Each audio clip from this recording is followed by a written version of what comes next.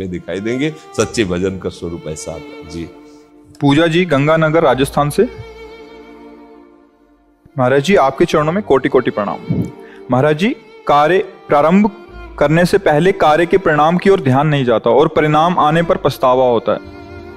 देखो यहाँ प्रश्न का उत्तर जो मिलेगा वो भागवतिक होगा, क्योंकि प्रपंच रहेगी। पहली बात तो हमारी ये गलती है कि हम अपने लिए कार्य, यही कार्य हमें बांधने वाले होते, क्योंकि हम अपने को स्त्री या पुरुष मानते हैं, अपने को हम प्रकृति से युक्त मानते हैं। कहीं भी परमात्मा हमारे जीवन में अस्तित्व तो नहीं रखते, हमने ऐसा अपने को मान रखा है, जबकि हम परमात्मा के अंश हैं और शरीर प्रकृति का अंश है। कार्य प्रकृति का है, उद्देश्य परमात्मा होना चाहिए, तो बात हमारी भी समझ में आएगी। अब ऐसे तो नहीं समझ में आएगी, क्योंकि प्राकृतिक बुद्धि अध्यात्म वार्ता को कैसे समझेगी।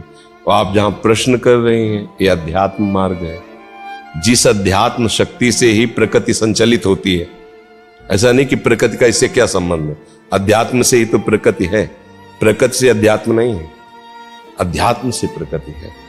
तो प्रकृति का शरीर है, प्रकृति के शरीर से प्राकृतिक क्रियाएं होती हैं, उनसे प्राकृतिक फलों की प्राप्ति होती है।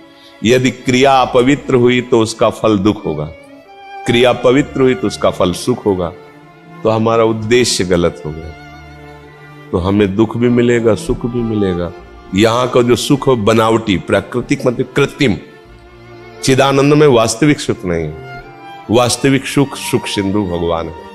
पहली बात तो हम अपना उद्देश्य संभालें, हम प्रभु के हैं, हमारा जितना भी परिवार है वो भगवत स्वरूप है, हमें उसकी सेवा मिली है, माँ रूप से, बहन रूप से, पत्नी रूप से, अलग अलग हमारे रूप है एक ही परिवार में। अब हमको उसके लिए अर्थ चाहिए, उसकी सेवा के लिए। वो कौन है? भगवान का परिवार है। मैं कौन हूं? प्रभु की हूं। मेरा कर्तव्य क्या है? जो संबंध सेवा प्रभु ने दी उसका ठीक वैसे निर्वाह करना। अब उसके लिए यदि हमें कोई कार्य करना पड़ रहा है तो पहले हम सोचे कि ये कार्य भगवान की प्रसन्नता के लिए, फिर इसके बाद इसका जो परिणाम होगा वो भगवान जाने। हमें अपने कर्तव्य ये तभी है जब आप ठीक चल रहे हो। अगर आप गलत आचरण करके, जैसे एक दिन चर्चा हुई थी कि अगर धन गया तो कुछ नहीं गया, और आपका स्वास्थ्य गया तो कुछ गया, और चरित्र गया तो सब कुछ चला गया। बस ये बात आपको ध्यान रखनी है।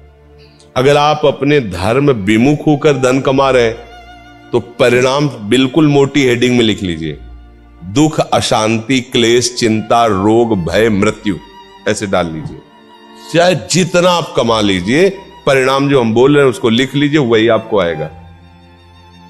धर्म से चलोगे हो सकता है घाटा लग जाए, परिणाम लिख लीजिए, शांति, सुख और उन्नति, आज नहीं तो कल। 12 वर्ष का वनवास, 1 वर्ष का अज्ञातवास कपटी जनों ने अधर्म करके धर्मात्माओं को दिया। ऐसा लग रहा था अब तो इनका नाश ही हो गया, अब क्या रह गया? वो तो हस्तिनापुर के चक्रवर्ती सम्राट पर बैठेगा ही बैठेगा पद पर, क्योंकि इनका ऐसे महापुरुष कहां छुपाए जा सकते हैं 1 वर्ष तक। भीम जैसे महाबली, गांडीवधारी अर्जुन, ये कहां छुपाए जा सकते हैं? ये पहाड़ कहीं छुपाएंगे क्या? लेकिन क्या हुआ, उनके कुल में कोई पानी देने वाला नहीं बचा और यही बैठे। तो अधर्म की क्रिया का परिणाम तो, अब अगर अधर्म की क्रिया, तो आप भगवान के कैसे हो जो भगवान की आज्ञा को उल्लंघन करते हो?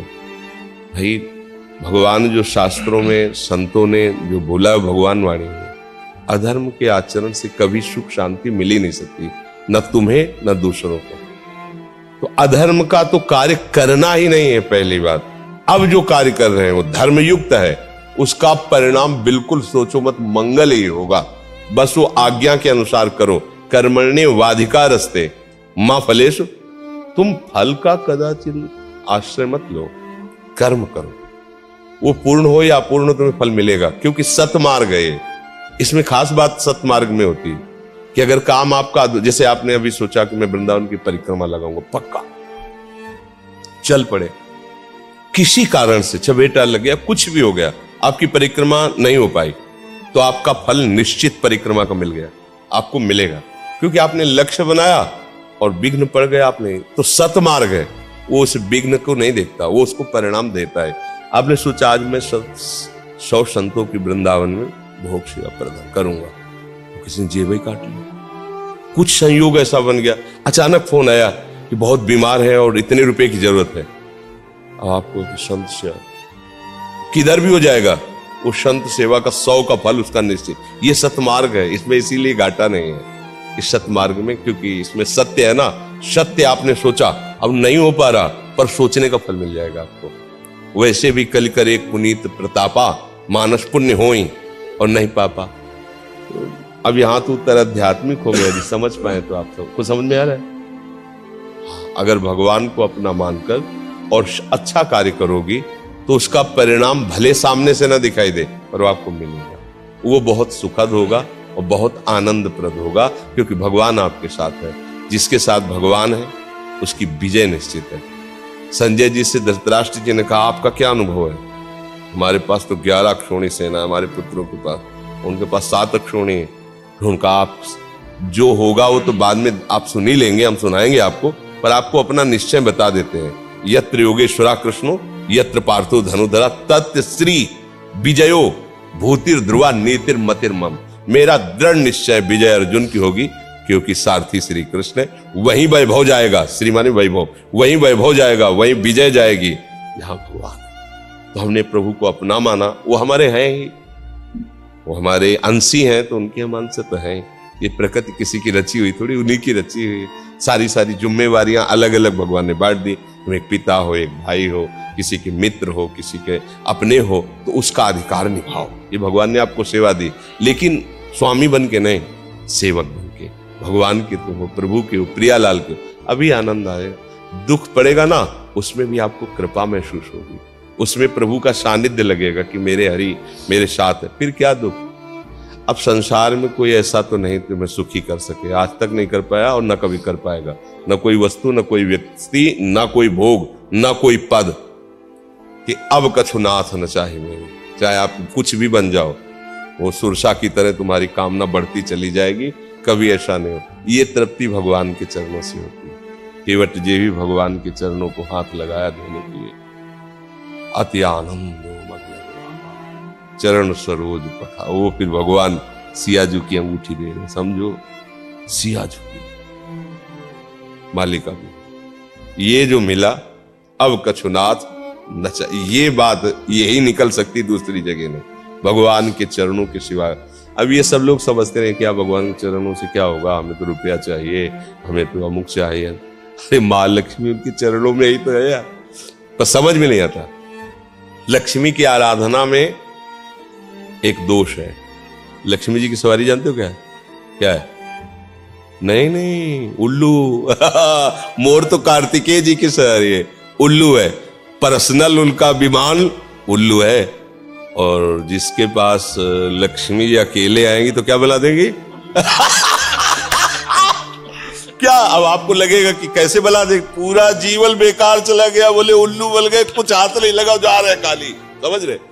और अगर अपने पति के साथ आएंगी, हरि के साथ, तो हरि का वाल क्या है? गरुण, जिनके वेदों का जो शाम वेद उसकी ध्वनि निकलती रहती है, और महाज्ञानी परम भक्त गरुण जी। फिर लक्ष्मी जी गरुण जी के ऊपर बैठ के आएंगी, क्योंकि हरि है ना साथ। पर्सनल बुलाओगे गरुड़ को ला, उल्लू में बैठ के आएगी। उल्लू को उल्टा दिखाई देता है, दिन में अंधेरा रहता है उसके लिए, और रात में उसको तो ऐसे ही उल्टे हो जाते हैं। देखो उल्लू पला क्या है, दिन में सोते 11 बजे तक, और रात में 2-2, 3-3 बजे तक नाच गाना, शराब पीना, गंदे आचरण।